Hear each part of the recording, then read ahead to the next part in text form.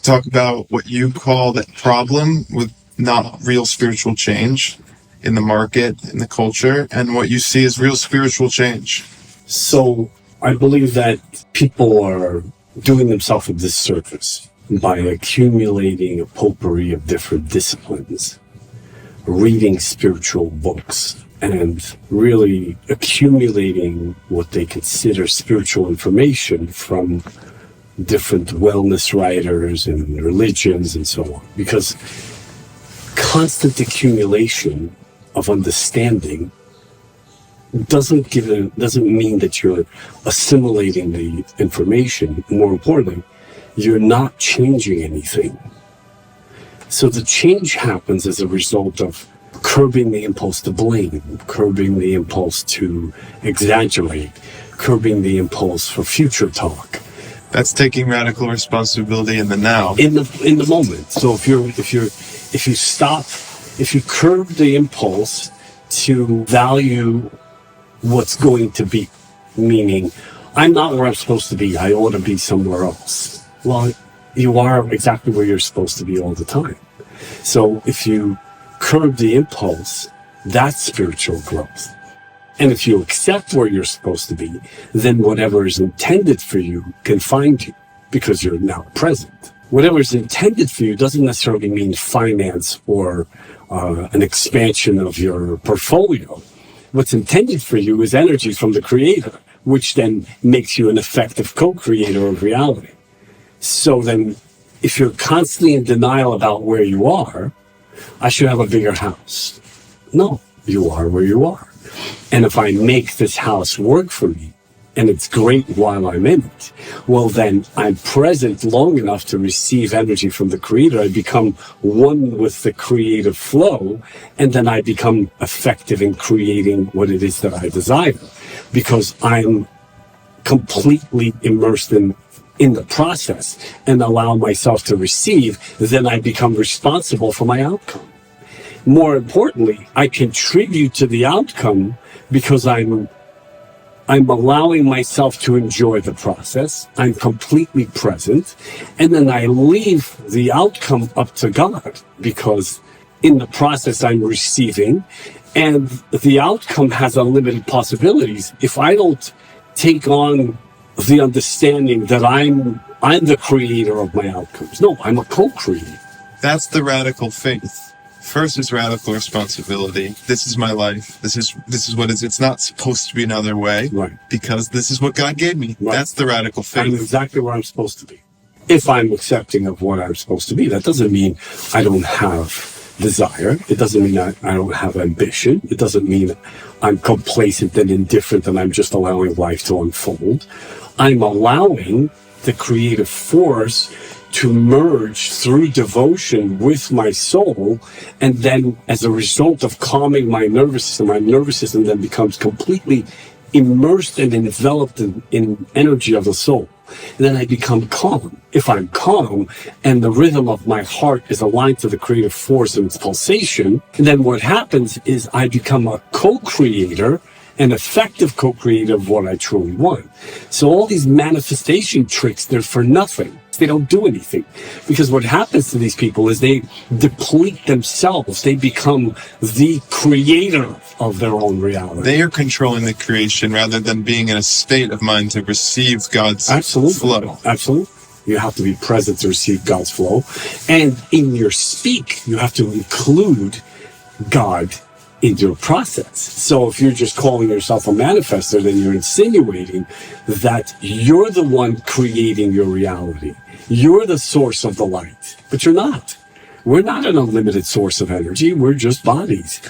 So real spiritual change for you is coming into contact with this scenario in which you're co-creating.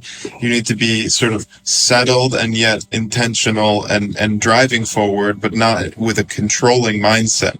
And the fake spirituality is doing what in contrast to that?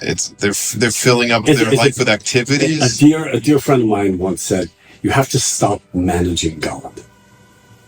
That's what fake spirituality is. Trying to condition your outcomes with what you think you know. But God is unlimited and has unlimited possibilities. So if you tame your desire to condition to where I'm going to move to a bigger house. It could be 3,500 square feet, or it could be 10,000 square feet. I don't know that. But if I invest myself in enjoying this house and truly living and making the best of the space that I have, then I'm present, and I become present for the receiving process. Not only do I start living in joy because I'm enjoying where I am, I'm acceptant of where I am. I'm present long enough to have peace in my heart and my mind because my nervous system is enveloped in energy. I'm not reacting. I'm enjoying my relationships. I'm receiving the love that I need. I'm receiving God's will, which is to create. And I become a tentacle for God.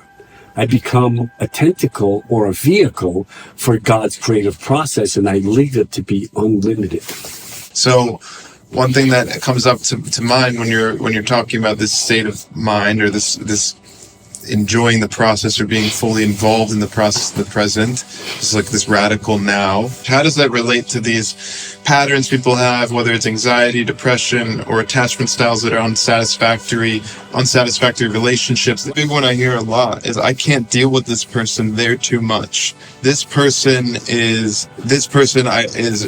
even related to me, and yet I don't want to deal with that person.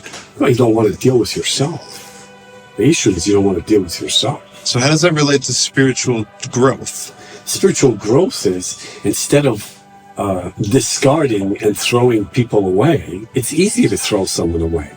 But if you're willing to look at yourself and understand, how did this self-absorbed human being show up in my life? Well, it didn't show up for no reason.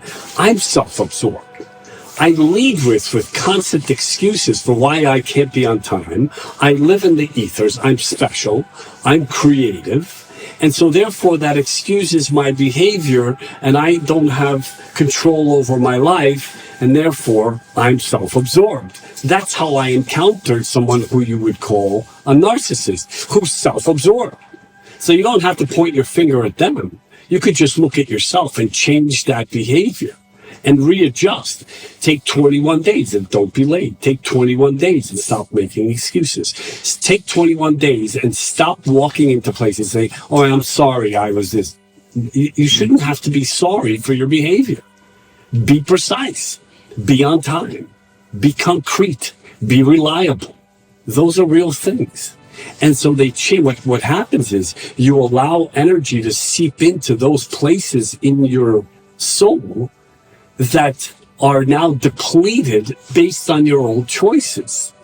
Because you're constantly excusing your own behavior and insinuating that something outside of you is responsible for how you've conducted yourself, you're not receiving energy into that place of the soul that's actively co-creating your experience. And so you create your experience, it's devoid of precision. So you encounter people that are not precise or are self-absorbed. That's who you are. That's why you're encountering it. And as soon as you take radical responsibility for this fact, which is a flaw in yourself or a lack in yourself, which you could grow out of immediately in the now, if you took radical, they go away. You're the movie. You're the director, producer, you're the film, you're the camera, right? So if those frames are missing because you're constantly... So you could set boundaries all day and it doesn't mean anything. Block that person. Those are the same. So you become alone. Yeah, right, because that's who you are. Exactly.